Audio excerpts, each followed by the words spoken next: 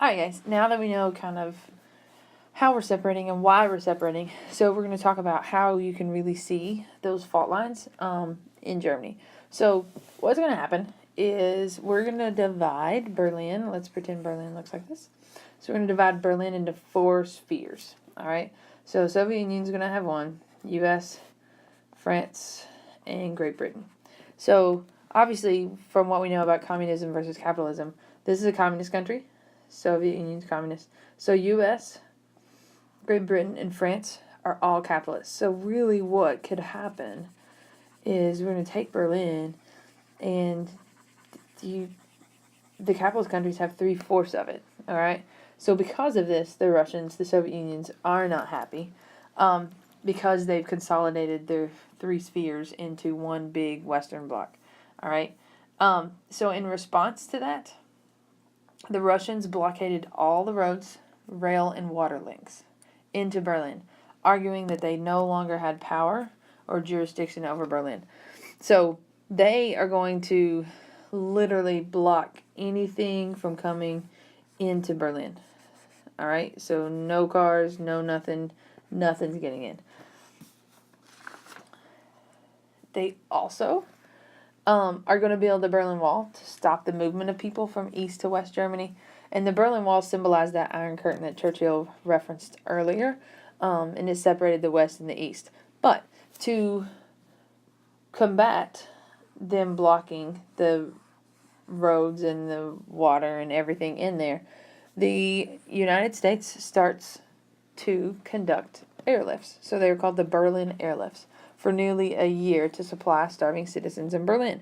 So you see all these people right here? Like, this is what they're doing. They're waiting on this plane to come in and to supply them with food, to supply them with the things that they need, because they can't get it because the Soviet Union is blocking everything into Berlin. What we see here is these are the checkpoints that the blue are checkpoints that are open to Germans only. All right, and the red, those are checkpoints open to Germans and non-Germans. This one right here, this checkpoint Charlie, that's going to be one of the most famous ones. So if you wanted to go in and out of West Berlin into East Berlin, like, you had to go through these checkpoints. And sometimes they would sit there and literally one night, the next day, the wall is up, right? They're building the wall. They're stopping people from going from west to east, east to west.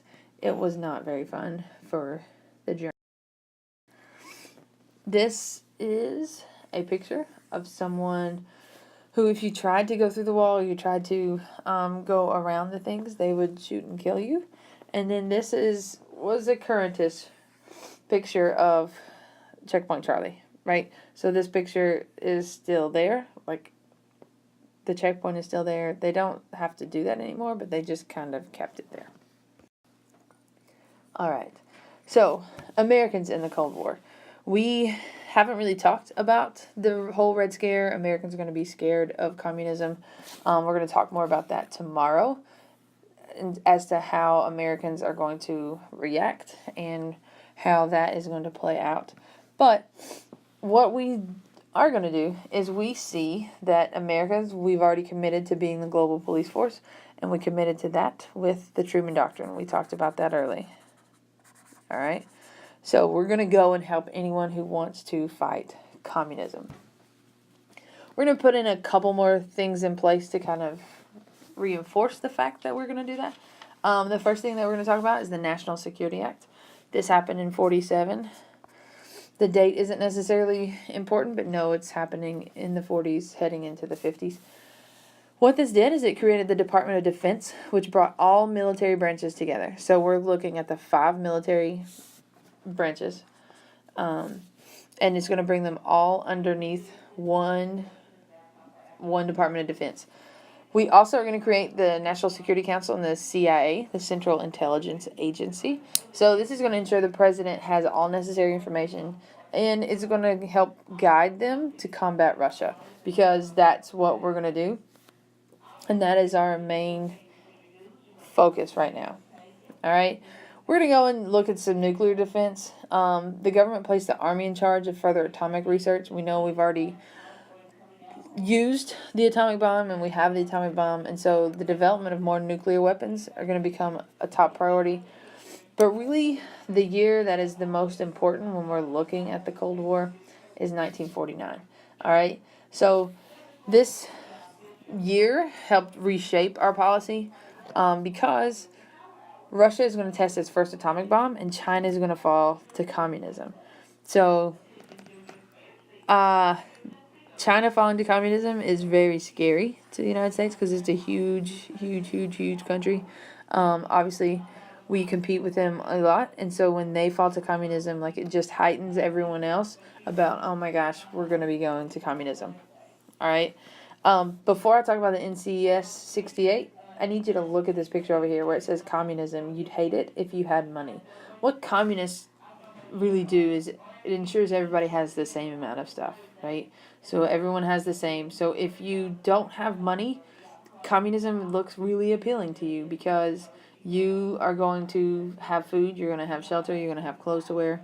Like, so communism is very appealing if you don't have money.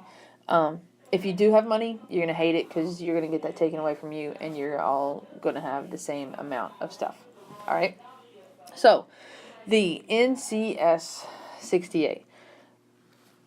What happened is they respond because when China falls to communism, we're going to respond with this National Security Council report. All right? What this report does is it says we cannot rely on other nations to take initiative to resist communism.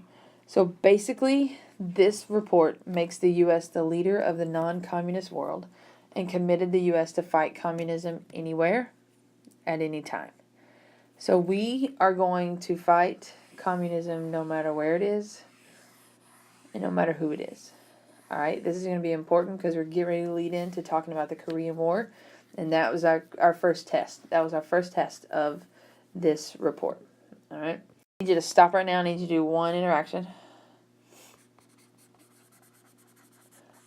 This should be your second interaction total so far.